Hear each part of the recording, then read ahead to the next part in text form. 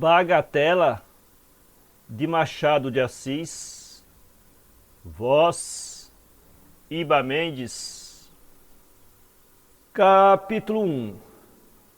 Um dia do mês de maio de 1842, numa das últimas janelas de uma casa que forma a esquina da rua Rutify e da Rua da Serpente, estava encostado um moço pensativo e melancólico. Era, para usar a expressão da Torre de Nesle, uma bela cabeça que mais de uma rapariga teria visto passar em seus sonhos. Não uma bela cabeça à maneira dos keepsakes, mas a pálida e inteligente fisionomia que se encontra muitas vezes nas obras de Lemude e em seu mestre Valfrande, além de outras. Bem o sabeis, leitor, este ouvinte atraente e grave do primeiro plano, percebia-se a vida da alma através do invólucro do corpo, e depois de completar aquele rosto que revelava o trabalho interior, não podia haver engano e era força exclamar: é um artista ou um poeta? Henrique de Albessente era com efeito uma e outra coisa. Poeta ele o era, como todas as criaturas felizmente dotadas e maravilhosamente organizadas para o sofrimento. Porquanto a alma do homem inteligente, o coração do poeta, do artista ou do filósofo, é um alaúde que vibra harmonioso e sonoro ao sopro de todas as paixões humanas, grandes, fortes e belas. Henrique era, pois, poeta, mas, sobretudo, era artista. Há nos cais, nas exposições de amostras de certos comerciantes, essas fitas que não estão sendo seladas com o nome, mas que são obras-primas. Uma obra-prima assinada com um nome obscuro será acaso uma obra-prima? Obscuro, quanto nos temos votado a este rude trabalho, orvalhado de suor do sangue, que se chama vida de artista. Obscuro quer dizer pobre. Henrique era pobre. Implacável e madrasta natureza, bem faz aquele que te morde no seio para forçar-te a alimentá-la. É andar, há de ser sempre feliz. Henrique foi perturbado em seu cismar por um rumor de passos precipitados que se fez ouvir na escada. A porta da mansarda abriu-se bruscamente e entrou uma mulher. Bagatela! Exclamou o artista, levantando-se e indo ao seu encontro. Onde está ele?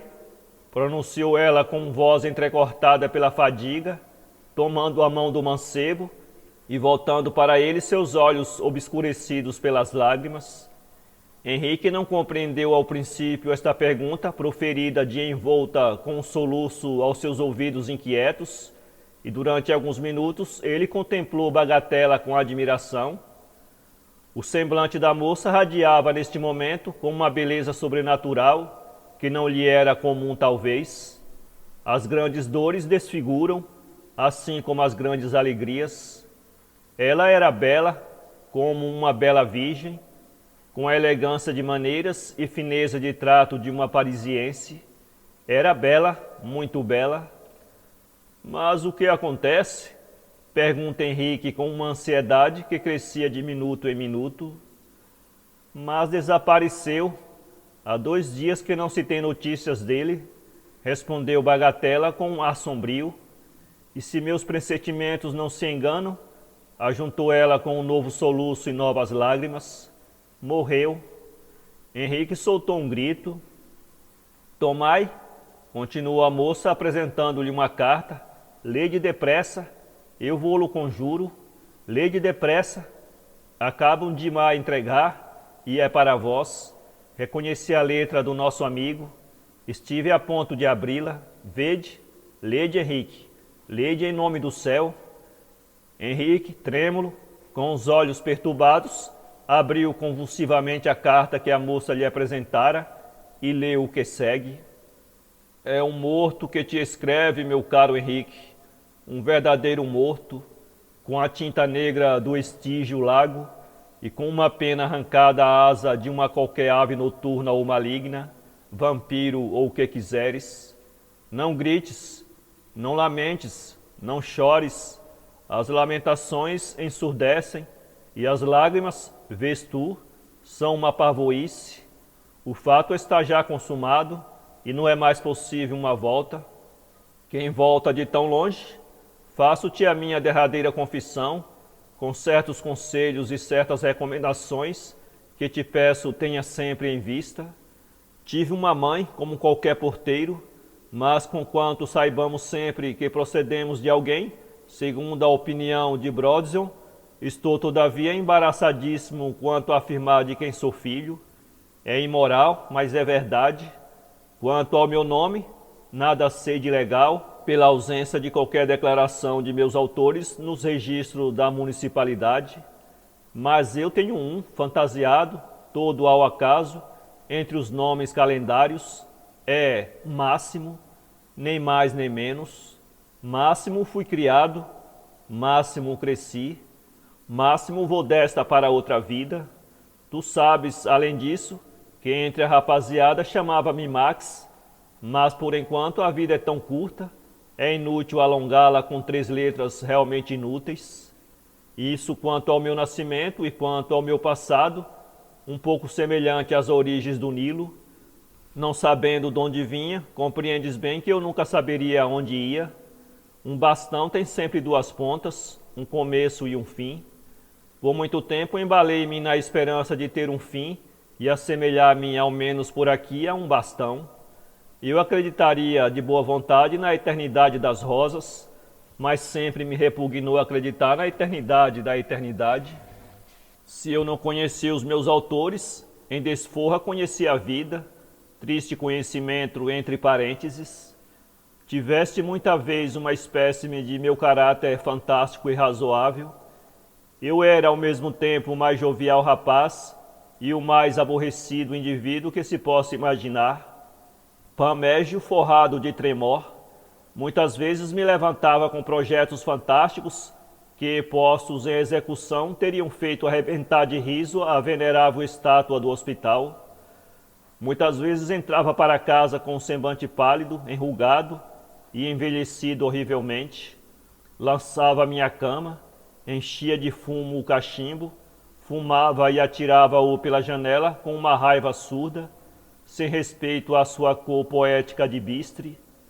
Nesses dias eu seria capaz de devorar um policial com as bandeirolas, mas sem as botas, entretanto. Não repares nos arabescos do meu estilo, esses gracejos são um vestido de arlequim, o coração palpita embaixo.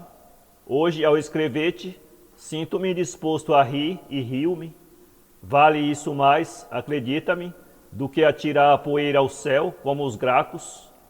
É meia-noite, acabo de encontrar alguns frangos éticos, fugindo de mim nas ruelas sombrias de Cité. Deu-me isso uma alegria. Por quê? Ah, sim, por quê? Sempre esse ponto de interrogação. Abro-te a porta da alcova dos meus sentimentos. Não é a primeira vez, mas a última. Passava uma vida de tédio neste planeta, e além disso tenho um instinto viajou que me impelia sempre para as estepes infinitas do incógnito.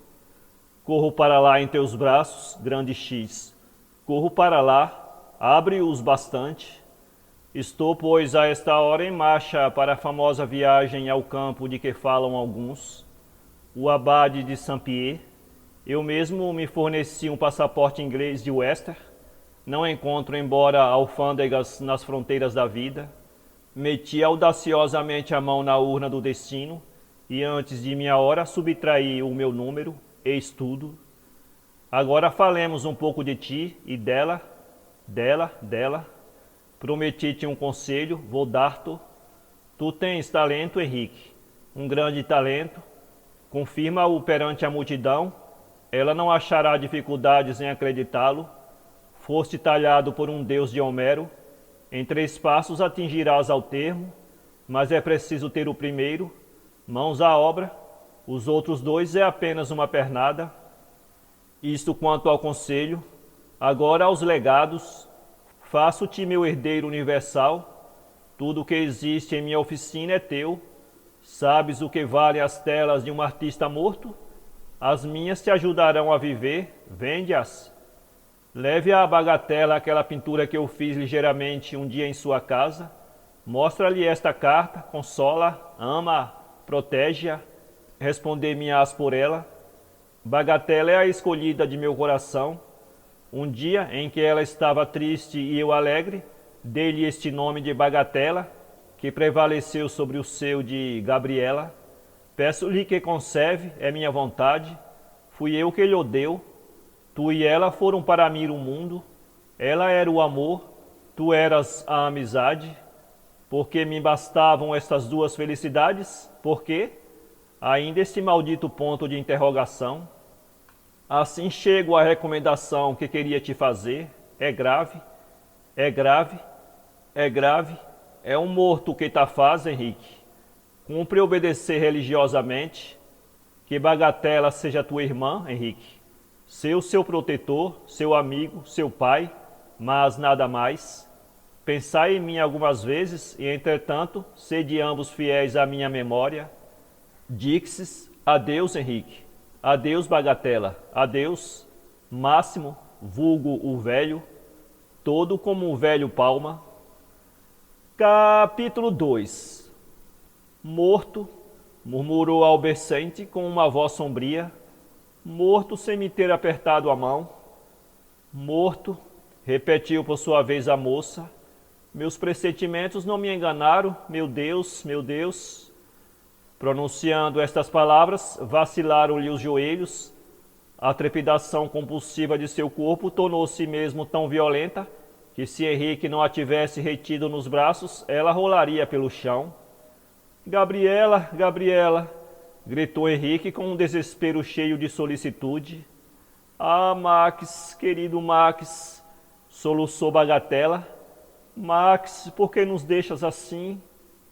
Como ela o ama, murmurou Henrique, feliz morto. Ah, Henrique, tornou Bagatela, não sabeis o que perco eu na morte dele, aquele nobre espírito, com um nobre coração. Eu lhe devia tanto, que nem todos os amores e adorações bastariam para pagar-lhe. Não o sabias, Henrique, pois que a sua delicadeza com semelhante confissão teria sofrido. Ele levantou-me da calçada em que eu estava na rua, uma noite de inverno. Eu tiritava de frio, tinha fome, e minha mãe acabava de morrer. Nossa história, a minha e de minha mãe, não vou-la contarei. É banal como a miséria, simples como a dor. Eu estava, pois, na rua, exposta ao vento e à neve, desfalecida, semi-morta e quase louca. Máximo passou.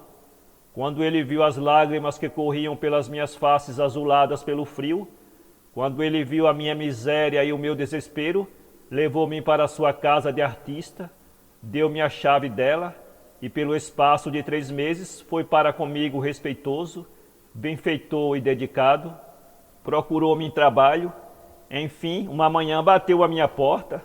Minha menina, me disse ele com tristeza, é preciso que nos separemos. Tenho uma má reputação ao que parece, e é mister que a vossa não sofra. Não deveis desmerecer aos olhos das pessoas de bem.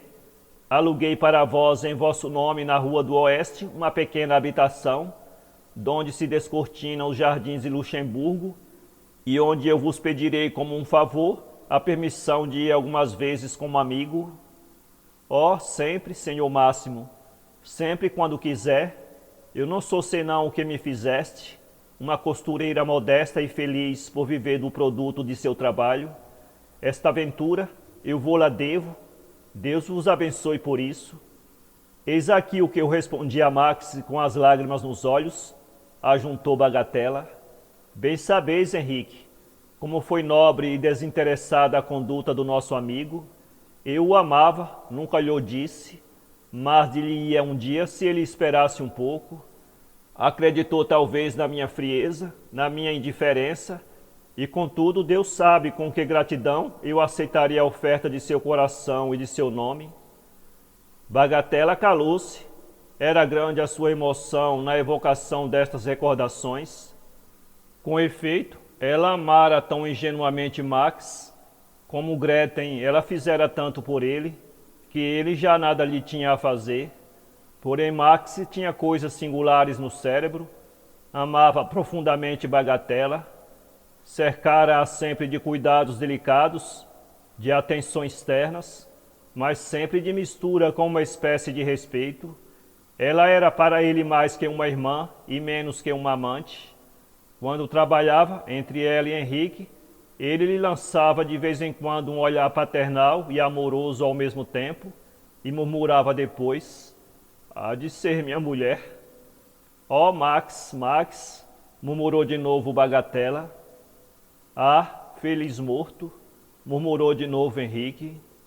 Na tarde desse dia, o jornal O Mensageiro publicou estas linhas: "Acabamos de saber da desaparição do Mister Máximo, vulgo o velho. Mister Máximo tinha há algum tempo acessos de febre ardente, e tudo faz crer que em um desses momentos pôs fim aos seus dias. É uma perda imensa para a arte de que Mister Máximo era um digno representante. Cumpre registrar sua morte no martiriológio dos grandes pintores, que o desespero, uma paixão continuada ou qualquer outra coisa levaram ao suicídio. Depois de Davi, morto longe da pátria, depois de Gross, agonizando no Sena, depois de Leopardo Roberto, que se degolou em Veneza, depois de Gericault Cigalon, citamos o fim doloroso de Mister Máximo. É assim que se escreve a história." Alguns meses se passaram e é confessá-lo para a vergonha eterna desse pedaço de borracha que se chama coração humano, e cada dia levava consigo uma porção do amor e da amizade que Henrique e Bagatela votavam a esse pobre Max, morte sem dúvida para os fazer felizes. Toda a dor desaparece com o tempo, por mais profunda que seja. Cedo os pesares deixam de manchar o estofo cambiante da existência. Nem custa a desembaraçar a alma das recordações que ligam ainda os vivos aos mortos. Assim vai o mundo. Ontem, dor que parecia ser eterna, sim, eterna como a aurora. Hoje, esquecimento total das criaturas extintas, e cuja presença, além disso, seria importuna. E realmente, os mortos são bem maçantes personagens em exigir uma memória sobre a terra. Para quê? Todavia, não nos devemos apressar em deitar a primeira pedra da exprobração a estas duas pobres crianças. Max estava totalmente morto na memória e no coração de Bagatela e de Henrique. Este último, sobretudo, quase às portas da miséria, apesar da herança que lhe deixaria seu amigo, parecia acabrunhado por um remorso secreto de resto, bem fraco pela ideia de que Bagatela não partilhava seu criminoso amor. Primeiro que tudo, por uma dessas delicadezas do coração que os amantes hão de compreender, tinha perdido o hábito de pronunciar esse nome de Bagatela, sob qual Max amara a mulher, que ele amava também, posto que sem esperança. Em segundo lugar, perdera ele também o hábito de se dirigir para o lado da casa de Bagatela. Esta, por seu turno, não ousara queixar-se deste apartamento, mas lastimava-o porque o viu sofrer, e as mulheres que têm uma missão sobre a terra de mansidão, de comiseração, de afetuosidade, nunca faltam a ela. Bagatela sabia que Henrique era pobre e orgulhoso, e atribuía à sua miséria, que ele quisera suavizar, a dureza e grosseria que mostrava. Somente de vez em quando afligia-se a pobre moça com seu silêncio tenebroso, quando o interrogava delicada e amigavelmente sobre as causas dessa dor que o minava absurdamente. Henrique não podia confessar-lhe que era o seu amor por ela a causa única de seus tormentos e de seus combates de cada dia. Não ousava confessar-lhe, receando chamar sobre si sua cólera e desprezo. Belas, completas e ingênuas eram aquelas naturezas. Como Henrique se assemelhava a esses Dom Juans que inundam os salões e os bastidores, e que imaginam como Hans Stevelick, que não há honra nem favor que não possam colher, querendo para eles toda a galante flor. Pobre namorado, pobre poeta, pobre artista. Compreendendo, enfim, que aquele amor o mataria, Henrique resolveu um dia matar-se e acabar com um golpe suas irresoluções e sofrimentos. Mas ele não queria morrer na rua para ser transportado e exposto figura hedionda sobre as hediondas tábuas da morgue. Não, a morte na sua pequena mansarda, ao pé de seus quadros, de suas obras, na sua mansarda ainda perfumada com a presença de Bagatela, na sua mansarda, onde ele vivia com a imagem adorada, onde ela chorara e onde lhe apertara a mão ao despedir-se. Essa morte, sim, valia a pena. Além disso, ele morria descansado sobre a sorte dessa mulher por quem ia morrer, porquanto no primeiro dia de cada mês, à noitinha, um velho, cujo semblante austero e melancólico causava respeito, apresentava-se em casa de Bagatela, dava-lhe um rolo de 150 francos, rendimento mensal que lhe deixara Maxi, mas depois retirava-se cumprimentando, mas sem proferir uma palavra. Uma noite, pois, Henrique entrou em casa resolvido a pôr termo à existência que o acabrunhava, acendeu a lâmpada, correu os ferrolhos da porta, que não se fechava de todo, e depois de algumas disposições testamentárias, tomou uma pistola que pusera ao entrar em uma mesa e carregou-a. Amo-a muito, murmurou ele penivelmente, para não persistir em minha resolução. Sede fiel à minha memória, disse Max. Serei fiel à sua memória. Vamos. Daqui a poucos minutos estarei de jornada para a eternidade.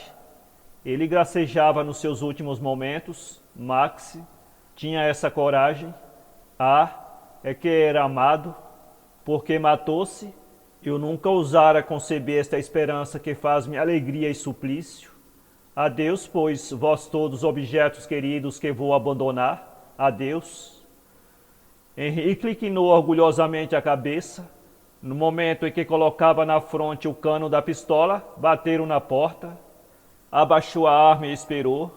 Bateram de novo, mas com uma violência inaudita, e a porta rodou sobre os gonzos.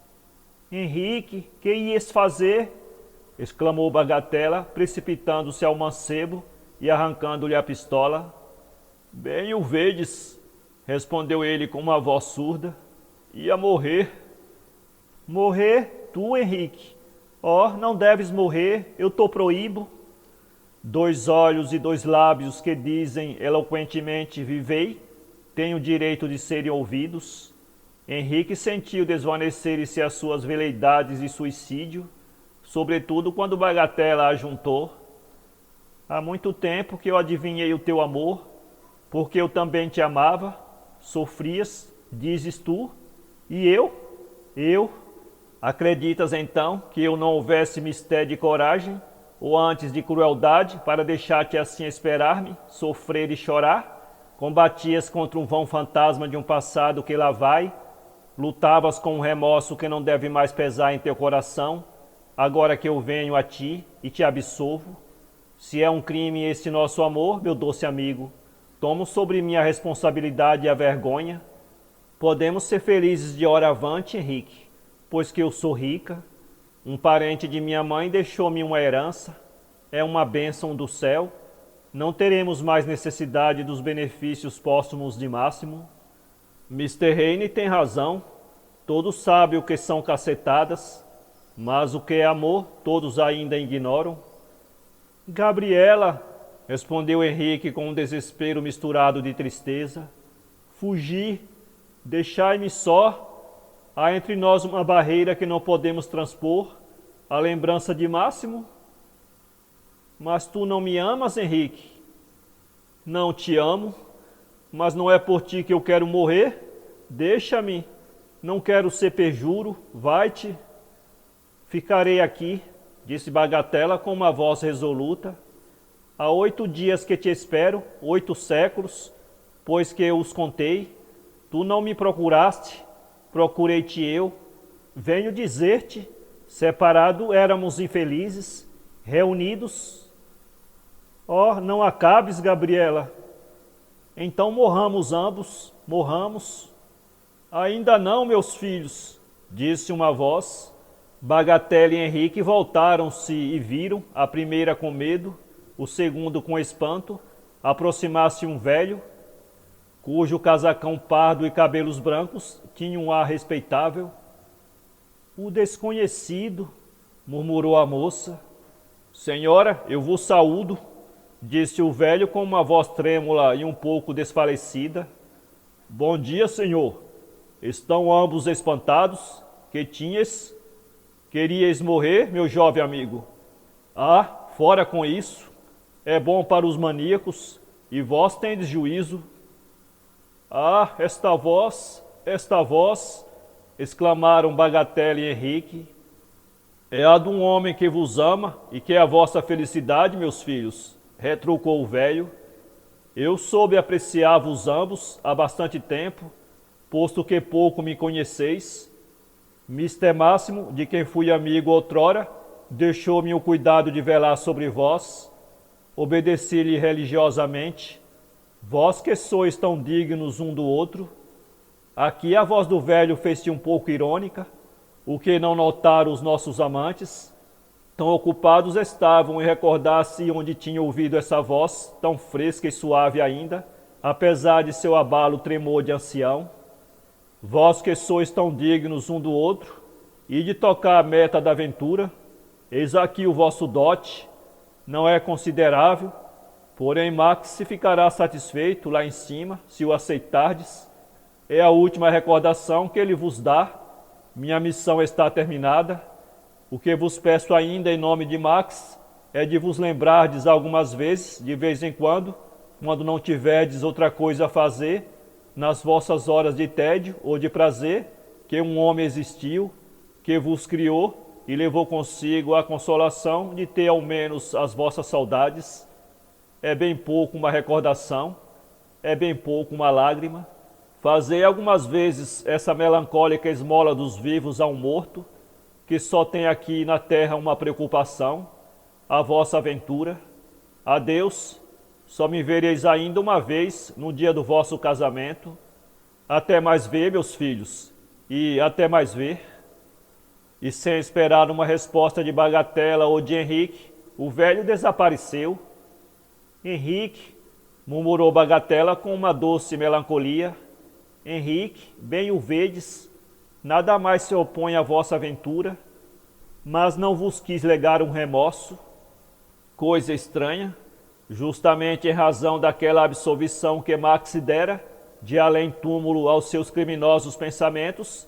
Bagatela e Henrique sentiam a consciência agitar-se, e apenas o artista morto levantava os seus escrúpulos, eles renasciam mais vivos em suas almas.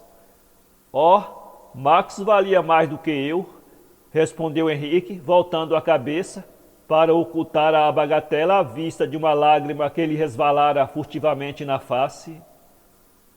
Capítulo 3. Um mês se tinha passado e em uma capela da igreja de São Sulpício, um padre abençoava 2 jovens que tomavam diante de Deus o cargo de se amarem até a morte. A um canto da capela estava um velho imóvel, com o pescoço estendido, que seguia com o olhar febril e quebrado cada movimento dos novos esposos, que eram Bagatela e Henrique. Apenas a moça pronunciou corando de ventura o sim fatal, o velho estremeceu e a sua fisionomia exprimiu uma angústia dolorosa.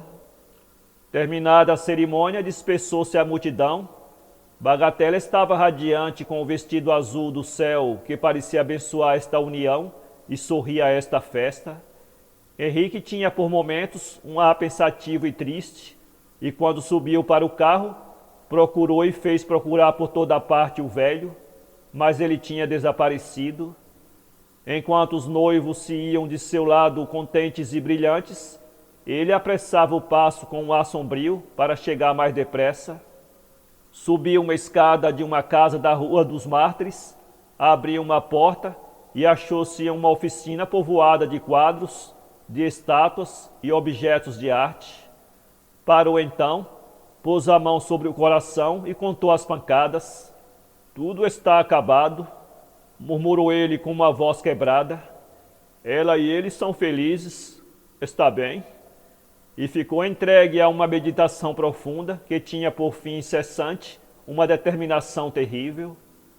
Nada de saudades estéreis, nada de desejos quiméricos, disse ele, contemplando com olhar quebrado e resignado as nuvens que purpureavam o horizonte. Lá vai o tempo das saudades e desejos. Agora é a agonia, é a morte. A morte, ó, ela já está em mim todo. E pôs a mão sobre a fronte. A inteligência, esse achote soberbo que irradia isoladamente ao lado do próprio sol, está apagado em mim. Pôs a mão no coração. O coração, esse diamante precioso que nada altera, meu coração, quebrou-se em 1000 pedaços, como vidro. Sorriu amargamente e continuou. Ah, os cantos de meu coração e as marcas da minha vida são como cipós da via Apiena. Não há mais que cinzas, e aqui jaz. Sobre os destroços dos meus amores e de minhas esperanças, só tinha de dormitar agora. Ah, a vida é feita de abrolhos e espinhos. Pobres ovelhas que um invisível pastor leva ao matadouro da morte, deixam lã a cada espinheiro, segue a cada fonte de pedra. Pus o dedo sobre a aventura, e a aventura fugiu-me para não voltar mais. As divinas promessas do amor esvaneceram-se ao sopro gelado da indiferença. Como eu era insensato, creio na coragem de Henrique e na virtude de Bagatela. Ó, queridos ídolos derrocados, mas para que inventar galateias impossíveis? Porque quis eu apoiar a aventura de toda a minha vida na areia movediça das paixões? Quis, fatal pensamento, submeter o amor de um e a amizade de outro à pedra de toque da ausência, e essa experiência provou-me o egoísmo dessas duas afeições, sem as quais eu não podia viver. No fundo da ânfora onde as lancei ambas, resta um pouco de ouro puro e muita terra.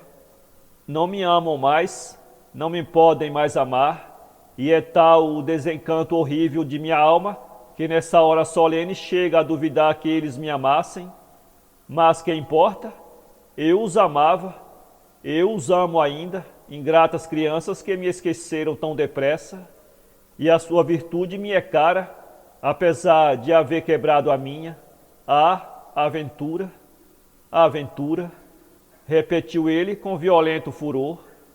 Aventura, porventura nós a conhecemos, nós os eleitos, os predestinados, os gloriosos, cuja vida é um calvário de estações dolorosas.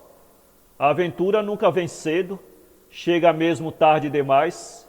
É um viajante descuidado e fantástico, que não sabe onde vai, onde deve comer, onde deve dormir, e que uma noite vem por fantasia bater à nossa porta. Mas já a velhice cá estava, a cabeça estava calva, os olhos sombrios, a boca fechada. Nós nos habituamos à imobilidade da sepultura pela imobilidade da ideia. Todavia abre-se a porta a esse viajante estouvado e falador, que para vir à nossa casa solitária toma um caminho mais longe, que retardou-se na viagem a cercar com as mãos as cinturas das jovens aldeãs encontradas e a contar-lhes loucas histórias que as fizeram corar de prazer. Abrimos a porta, mas rosnando, porque temos reumatismos. Abrimos rosnando e tossindo, escandalizados das risadas intempestivas e da alegria extravagante desse hóspede, cuja vinda, que nos importuna tantas vezes, há bom tempo saudamos com efusão e gratidão. Não lhe compreendemos o falar, já não é um estrangeiro, mais que um estrangeiro mesmo, um inimigo, porque sua presença agora em nossa casa é uma ironia amarga, é um insulto, mas não somos maus, não sabemos sê-los. A dor habitua à bondade, e em vez de dizer a esse estranho que nos perturba o sono de ancião, batendo precipitadamente na porta fechada de nosso coração, já não vem a tempo, dizemos-lhe melancolicamente, é bastante tarde. Ah, coisa horrível, coisa terrível, aventura. Durante um instante ficou ele com a cabeça entre as mãos crispadas, depois continuou com os olhos mais úmidos de lágrimas, porém mais enternecidos. Ouço soar em meu coração sinfonias inebriantes da mocidade, como um alegre concerto de vozes amadas. Ouço minhas alegres e frescas recordações de mancebo bater carga e rolar louca e impetuosamente por meu pobre cérebro. Ah, toque insensato, amante risonho dessas recordações, dessas sinfonias me fazem mal. Quero dormir o meu último sono, embalado pelo pensamento de que meu fantasma doce e triste atravessará talvez a vida de Henrique e Bagatela e deixará um vestígio perfumado em seus corações. Ah, ainda vem ver, porque tentei essa prova maldita. Antes de morrer, experimentei a morte, magoadora experiência. Não sei se devo alegrar-me com ela, pois eles são felizes, ou entristecer-me uma vez que morro. Ó, meus ídolos, ídolos amados, caísse do pedestal em que vos elevei, eu devera morrer logo, teria lançado a campo crença, fé, ilusão, não assistir à tua fraqueza, Henrique, não assistir à tua queda, Gabriela. Depois, desembaraçando-se do vestuário do velho que o incomodava, Max dirigiu-se pálido, grave, com a fronte carregada de ideias sinistras, para o fundo da sua oficina e para diante de uma tela branca que parecia esperar dele o movimento e a vida. O rosto viril do artista refletiu nesse instante as torturas sem nome, as angústias horríveis, as dores inauditas que lhe rasgavam a alma desde o dia em que, voluntariamente, deixara Henrique e Bagatela. Estava acostumado ao uso das decepções, como Mitrídates ao uso dos venenos, mas dessa vez a dose era forte demais, matava-o. Nesse instante, ele odiava a vida com todas as forças que lhe restavam. Desenganado deste mundo, chegava quase aos lábios a taça fatal, quando o vento lhe trouxe o eco fraco de um canto lançado no espaço. Pôs-se a escutar, a voz dizia: debalde semeei formosas crenças, nenhum raio de sol desceu-me aos prados, veio a dor às campinas da esperança, como um vai joio ao trigo. É a voz de um poeta, murmurou Maxi com um melancólico sorriso. Não sou só eu a sofrer. Chegou-se depois ao seu cavalete, tomou os pincéis e na tela colocada em frente dela, construiu em uma hora, que passou como um relâmpago, o poema melancólico e pungente de sua vida despedaçada ainda no começo. Evocou por um momento os dois entes adorados que tinham vindo um após outro cravar-lhe o punhal no coração, e essa tela animou-se como por encanto, iluminou-se de reflexos fantásticos e vertiginosos. Max dava assim o derradeiro esforço de seu gênio, o último grito de sua alma, a última vibração de seu coração. Mas esse esforço sobrenatural, devido à febre e ao desespero, esmagou-o. Ele arrastou-se até a janela para contemplar ainda uma vez o céu que lhe negava, como suprema consolação, fechar os olhos nos seios de uma mulher e nos braços de um amigo. Palpitava-lhe o peito convulsivamente. Grossas nuvens pardas, levadas por um vento, estas acumulavam-se no horizonte como uma massa de neve. O sol, em seu ocaso, espalhava sobre a cidade uma cor sombria, em harmonia com as sombrias ideias do artista. Vamos, exclamou ele voltando à mesa, onde depusera ao entrar um pequeno frasco contendo um licor escuro. Que o sacrifício se consuma, agora que todas as afeições estão mortas, que as minhas ilusões estão extintas, vou extinguir-me com elas, como elas vou morrer.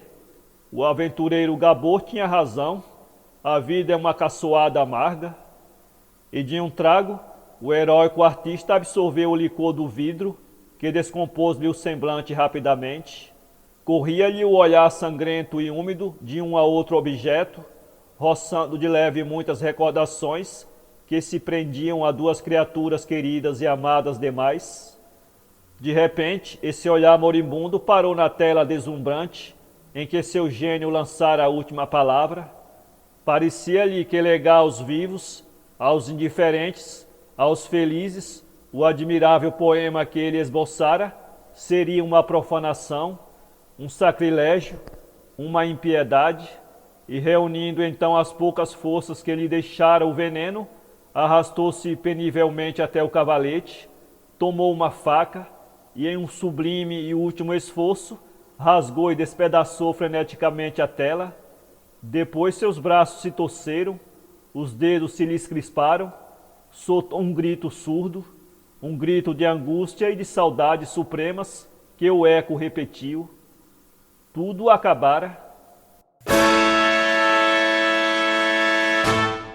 Para ler esse conto, acesse www.poeteiro.com.